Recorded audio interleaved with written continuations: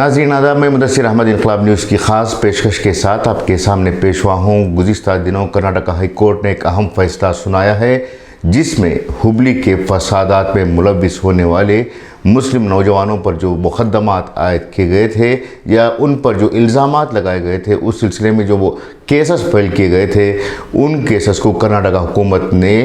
गुज़िश्ता साल मनसूख किया था। लेकिन इस मनसूखी को लेकर एक PIL कर्नाटक हाई कोर्ट में दायर की गई थी, जिस पर सुनवाई करते हुए कर्नाटक हाई कोर्ट के जजों ने ये फैसला सादिर किया कि इस मुकदमे को मनसूख करने या फिर रिजेक्ट करने का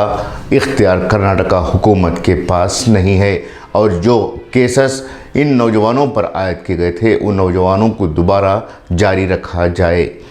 सवाल यह है कि जिस वक्त कर्नाटक हुकूमत ने ये फैसला लिया था कि हुबली फसादात में मुलव्विस 153 नौजवानों पर आयद मुकदमात को रिजेक्ट किया जाए, क्या कर्नाटक हुकूमत ने इस ताल्लुक़ से क़ानूनी एक्सपर्ट से, लीगल एक्सपर्ट से ओपिनियन नहीं ली थी? क्या कैबिनेट में पेश करने से पहले इस पर तबादला ख्याल नहीं किया गया था, इस पर डिस्कशन नहीं किया गया था? क्या कर्नाटक हुकूमत इस तरह के ऐलानात करने के बाद जो नुकसान मुसलमानों को होता है उस पर गौर नहीं किया था? यकीनन कर्नाटक हुकूमत के वज़ीर आला की नीयत ठीक रही होगी, लेकिन जो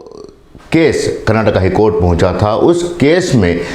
मुनासिब नुमाइंदगी ना होने की वजह से दोबारा मुस्लिम नौजवानों को केसेस फेस करना पड़ेगा। जिस तरह से बीजेपी और संघ परिवार ने इस बात का बवाल खड़ा किया था कि हुबली के एक पुलिस स्टेशन पर हमला करने वालों पर आयद मुकदमात को कर्नाटक हुकूमत ने रिजेक्ट किया है और उस मामले को लेकर कर्नाटक हुकूमत की चौतरफा तनकीद भी की गई थी, जबकि इस पूरे मामले में सबसे ज़्यादा अगर किसी को नुकसान उठाना पड़ा था तो मुसलमानों को नुकसान उठाना पड़ा था कि मुसलमानों के हक़ में कर्नाटक हुकूमत काम कर रही है। लेकिन सरे से देखा जाए तो कर्नाटक हुकूमत के कई ऐसे फ़ैसले हैं जो बज़ाहिर मुसलमानों के मफाद के लिए हों, मुसलमानों के लिए हों, लेकिन जब बात उसको इम्प्लीमेंट करने की आती है या फिर उससे रिज़ल्ट लेने की आती है तो उसमें मुसलमानों को फ़ायदा कम, नुकसान ज़्यादा होता है। इसी तरह का एक और मुद्दा है जिसमें मुसलमानों को, मुस्लिम ठेकेदारों को 4% रिज़र्वेशन जो सरकारी सतह पर दिए जाते हैं उसमें रिज़र्वेशन देने का फ़ैसला कर्नाटक हुकूमत ने लिया था। इस फैसले को लेकर मुसलमानों को भले ही खुश होना पड़ा है, लेकिन ज़रा सोचिए कि जो रिज़र्वेशन ठेकों में यानी कॉन्ट्रैक्ट्स में जो मुसलमानों को दिया जा रहा है उससे आम मुसलमानों को क्या फ़ायदा पहुंचेगा? मुसलमानों में कितने लोग ऐसे हैं जो सरकारी ठेके ले रहे हैं? यकीनन इस स्कीम से या फिर इस सहूलत से आम मुसलमानों को या फिर जो मिडिल क्लास या लोअर क्लास लोग हैं उनको तो कोई फ़ायदा नहीं पहुंचेगा, बल्कि जो टॉप लेवल के कॉन्ट्रैक्टर्स हैं उन कॉन्ट्रैक्टर्स को रिज़र्वेशन का फ़ायदा ज़रूर पहुंचेगा, जिससे वो आम मुसलमानों को किसी भी तरह का फ़ायदा नहीं देंगे। मिसाल के तौर पर अगर कोई ब्रिज